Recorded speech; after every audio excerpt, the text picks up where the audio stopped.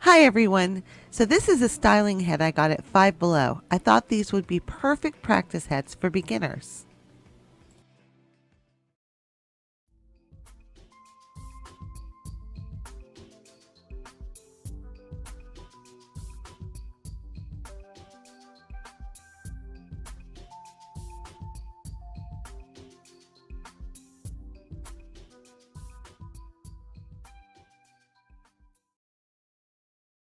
Okay, here we go. The first thing I did was clean her with acetone and spray her with Mr. Super Clear. All of the supplies will be below, and of course, as always, the video will be in 3 parts on my Patreon page in real time, also linked below. After I sprayed her, I went over her face with PanPastels like a powdered foundation, set it with Mr. Super Clear again, and then I started to contour and blush her face to bring her to life. PanPastels are super soft and fine and leave a beautiful finish. The lighter colors need a heavy hand, while the darker colors need a lighter touch. I carefully removed the paint from the doll's chest even though it was plastic and not vinyl. I had to buff it after with a dry magic eraser and spray it with Mr. Super Clear, but it worked out. Once I am happy with the skin tone, I move on to sketching in the face using a watercolor pencil. I like Arteza, but any brand will work. I am being creative with this head and making her up as I go. I decided not to redo her hair, so I used the pretty color as a guide to how I wanted my doll to look in the end. I am going with big brown eyes because they will pop against the blue color of her hair. I'm just having fun with this one and taking my time getting those big eyes sketched in. I really want them to stand out. When I make a mistake, I use a pencil eraser to fix it. I also wanted to make her have fuller lips. For the paint, I use Liquitex acrylic wash and craft paint in various brands. Craft paints work really nice on a doll because they are super matte and the pigment isn't too strong. But that is why I also like Liquitex for the stronger pigments when I do need them. Next, I start to fill in the sketch with paint, darkening my lines and filling in the eyes. I shadow and contour the whites of the eyes and start filling in the lips. I want them to be full, so I will contour a darker color around the outside and a lighter color on the inside. I thin out my paint with extender and start to create an eyeshadow base. Next, I go back over the eyebrows to create little hairs. Then back to the lips for more details. I add fine detail lines to the irises and around the pupil.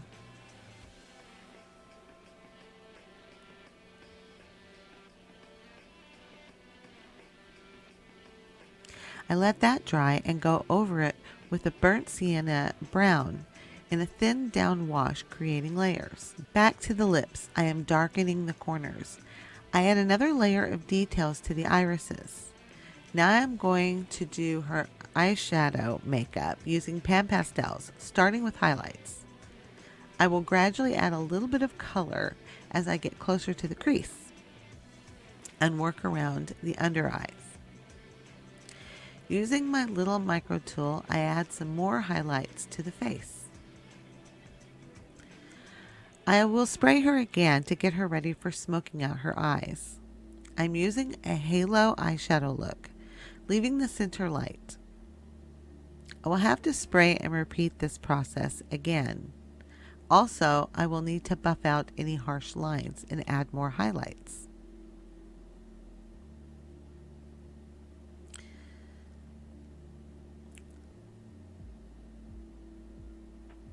Now I am using my little micro tool to deepen the color and then continue to blend. I spent a lot of time on this.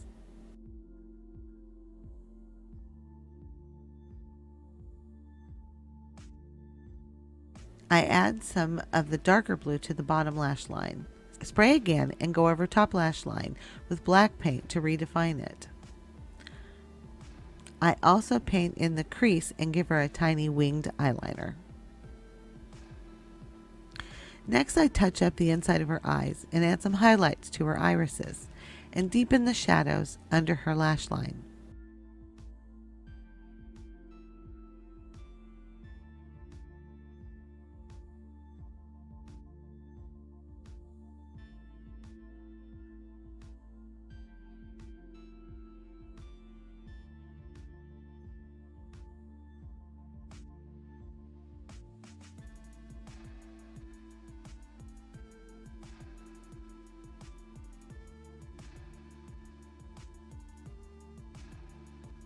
And finally, I add some lashes.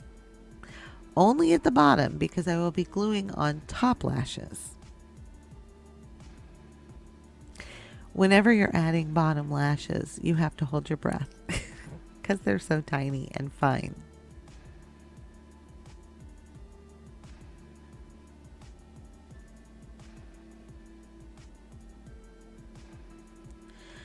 I picked up some Dollar Tree lashes that aren't too bad.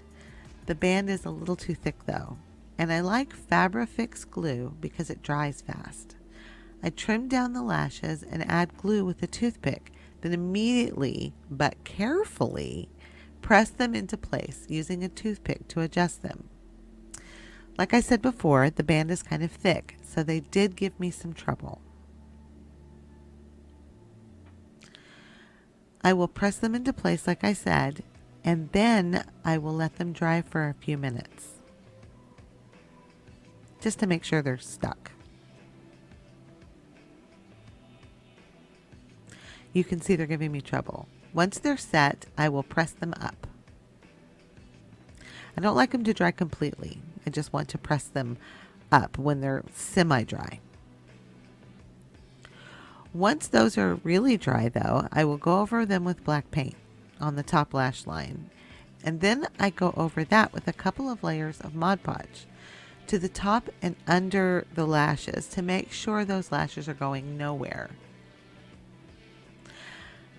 This really helps to keep those lashes in place and almost make them seem like they're part of the doll. For her dress, I used a scrap of blue velvet fabric that I had and some hot glue to attach it to her body. I'm so happy I had this color because it matches so perfectly.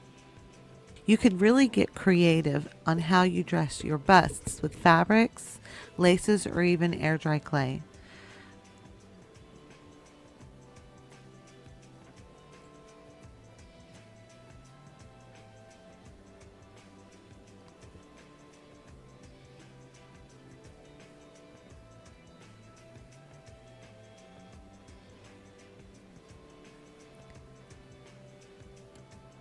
I glued her onto a wooden base and mixed some Mod Podge with brown paint to paint the wood. I wanted to give it kind of a stained look.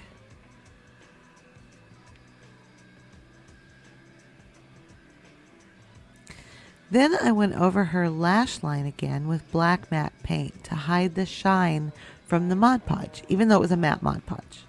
Next, I went to Hobby Lobby and I found this perfect bracelet that I thought would make a good necklace, but it was too big. So Goddess headband it is, and at a garage sale I picked up a pretty ribbon to make into a choker. Finally, I sealed her eyes and then I took some pictures. I hope you enjoy the video. Don't forget to like and subscribe. Thank you for watching until the end. See you next week. Bye!